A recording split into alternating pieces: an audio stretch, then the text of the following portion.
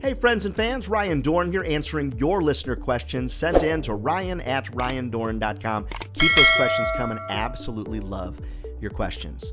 All right, our next question is from Baxter in Minneapolis, St. Paul. Good old MSP. Love visiting Minneapolis, St. Paul, the Twin Cities. All right, Baxter's question is, Ryan, what do you feel is your single most important sales strategy? So Baxter, that would be tough because every single day I deploy all kinds of different strategies.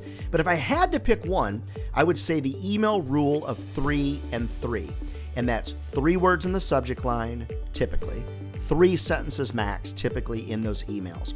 Because I recognize that those emails have worked better for me and my customers than almost anything else. So those 3 sentences inside of that email are typically, I'm going to give some social proof, like customers were happy with. I'm typically going to give a point of relevancy or some type of value they're going to get from engaging with me. And then the third thing is I typically am going to ask for a very small amount of time to meet with them, like say 5 or 10 minutes or something like that. Now keep in mind, Baxter, I also follow up every 3 business days.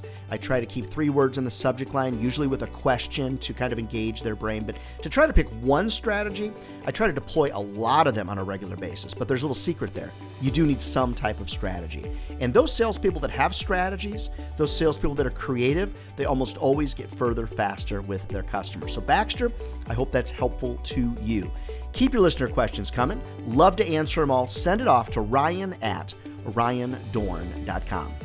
Love to motivate your sales team. Love to be a part of your motivational efforts. Reach out to me over at ryandohrn.com. And never forget, if sales was easy, everybody be doing it. And they're not. We're not crazy.